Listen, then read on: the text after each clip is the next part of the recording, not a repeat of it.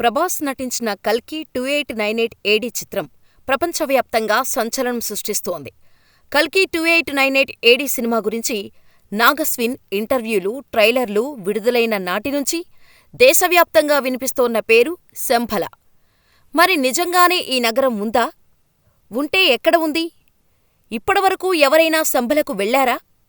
దీని గురించి పురాణాలు, వేదాల్లో ఎక్కడైనా ప్రస్తావన ఉందా? కల్కి ఇక్కడే ఎందుకు జన్మిస్తాడు?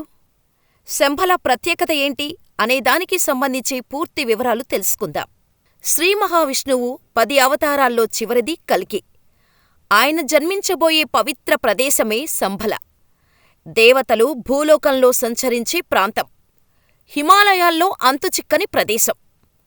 సాక్షాత్తు శివుడు కొలువు ఉండే మౌంట్ కైలాష్ పర్వతాలకు దగ్గరలో ఎక్కడో పుణ్యభూమి శంభల ఉంటుందని, ఆ ప్రదేశమంతా అద్భుతమైన సువాసన అలుముకుని ఉంటుందని అంటారు.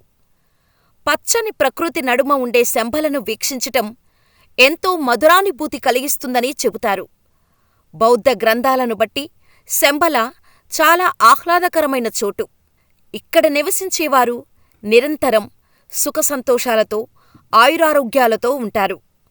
పాశ్చాత్యులు ఆ ప్రదేశాన్ని ది ఫర్బిడెన్ ల్యాండ్ అని, the land off white waters అని అంటారు.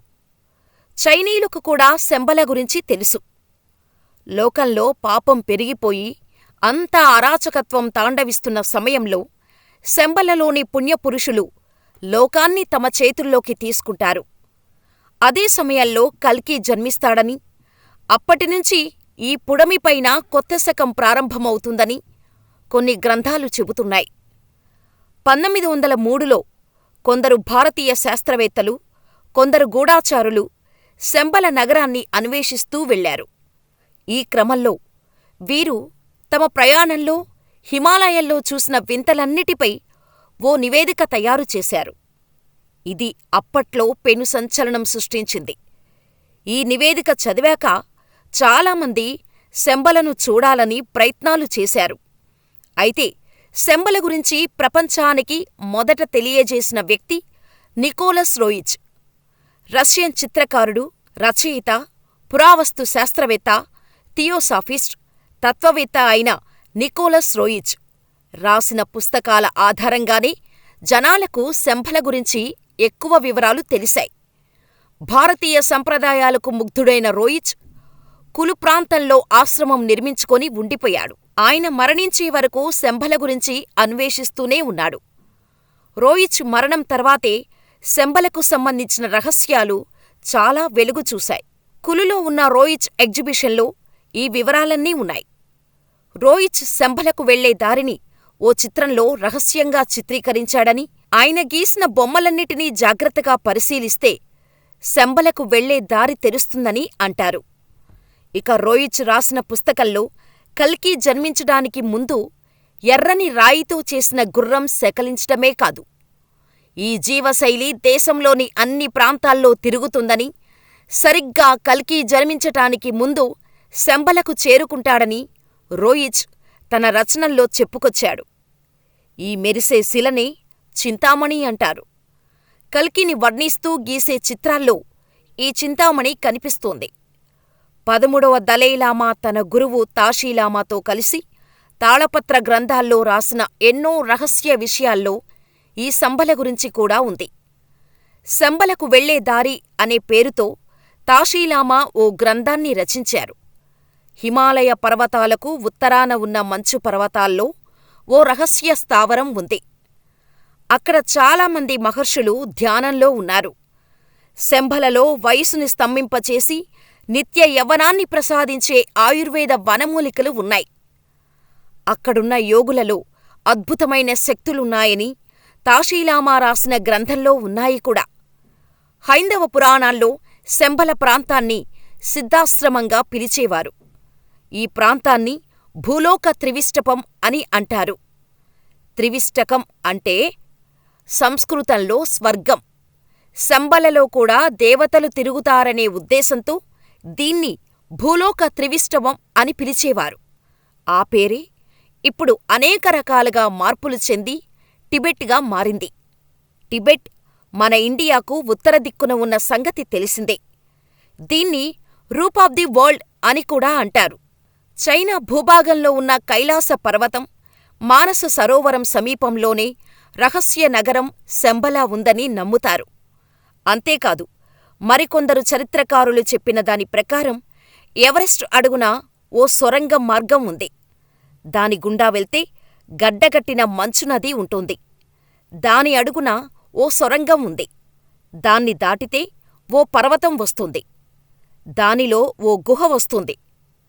ఇక్కడ సిద్ధపురుషులు తపస్సు చేస్తుంటారు అని చెబుతారు. వారిని దాటుకొని వెళ్తే మంచుకుండల మధ్యన స్ఫటిక పర్వతం, శ్రీచక్రం కనిపిస్తాయి. ఈ స్ఫటిక పర్వతం కిందనే రహస్యంగా ఉన్న నగరం శంబలా అంటారు. టిబెట్లను, శంబలను ఇప్పటికీ మహిమాన్విత ప్రాంతంగా విశ్వసిస్తారు. దీన్ని కేవలం కొంతమంది మానవులు మాత్రమే చూడగలరని, ప్రవేశించగలరని అంటారు. ఈ నగరాన్ని చూడాలంటే స్వచ్ఛమైన మానవుడై ఉండాలి. సత్యం, ధర్మం, అహింసను పాటించే పుణ్యాత్ములకు మాత్రమే శంబల నగరాన్ని చూసే భాగ్యం దక్కుతుందని పురాణాల్లో ఉంది.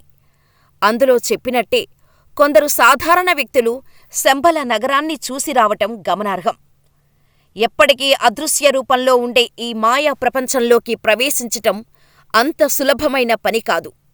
మానవ శరీరంలో ఉండే సుషుమ్నా నాడి తెరుచుకున్న వారికి మాత్రమే శంబల నగరంలోకి ప్రవేశం లభిస్తుంది.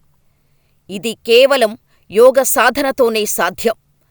కొందరు ఈ జన్మలో పుణ్యకార్యాలు చేసినా పూర్వకర్మల వల్ల శంబళకు వెళ్లే దారి కనుగోలేరు. శంబల నగరం గురించి తెలుసుకున్న హిట్లర్కు ఆ నగరంపై ఆసక్తి పెరిగింది. అక్కడ ఉన్న అద్భుత శక్తుల గురించి తెలుసుకోవాలని భావించాడు.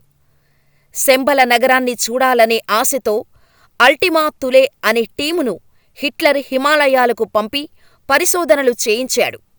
అయితే వారి శ్రమ ఫలించలేదు. శంబల నగరాన్ని కనుగొనలేక వెనుతిరిగారు. చాలా ఏళ్ల తర్వాత మళ్లీ శంబల నగరాన్ని చూసిన వ్యక్తుల్లో ఒకరు వడ్డిపర్తి పద్మాకర్. 1980లో ఆయన హిమాలయాల్లోని ఓ గుహలో కఠోర తపస్సు చేస్తున్నప్పుడు విపరీతమైన మంచు తుఫాను ఏర్పడిందని, ఆ వాతావరణాన్ని తట్టుకోలేకపోతున్న సమయంలో ఓ సుమారు 20 అడుగుల ఎత్తైన వ్యక్తి తన తలను పట్టుకొని జనావాసాలు ఉన్న ప్రాంతంలో వదిలి వెళ్ళిపోయాడని ఆయన చెప్పాడు. దివ్యదృష్టిగల వ్యక్తులకు శంబలలోకి ప్రవేశం సులభమని, ఇది కేవలం యోగసాధనతోనే సాధ్యమని పురాణాల్లో పేర్కొన్నారు. అయితే ఇప్పటివరకు వెళ్లిన వ్యక్తులు కేవలం శంబల నగరంలో మనుషులను మాత్రమే చూసి వచ్చినట్టు తెలుస్తోంది. అసలైన రహస్య నగరంలోకి అడుగుపెట్టడం వారికి సాధ్యం కానట్టు వారు చెప్పారు కూడా. కలియుగం ప్రారంభానికి ముందు శంబలలో వ్యాసమహర్షి తపస్సు చేశాడు. హిమాలయాల్లో ప్రవహించే బియాస్ నది అసలు పేరు వ్యాస్ నది. కాలక్రమేణా బియాస్గా మారింది. భాగవతం చివరి స్కందం వ్యాసుడు ఈ ప్రాంతంలోనే రచించాడని చెబుతారు. అందుకే భాగవత చివరి స్కందంలో కల్కి అవతారం శంబల గురించి, ధర్మ సంస్థాపన గురించి రాశారు.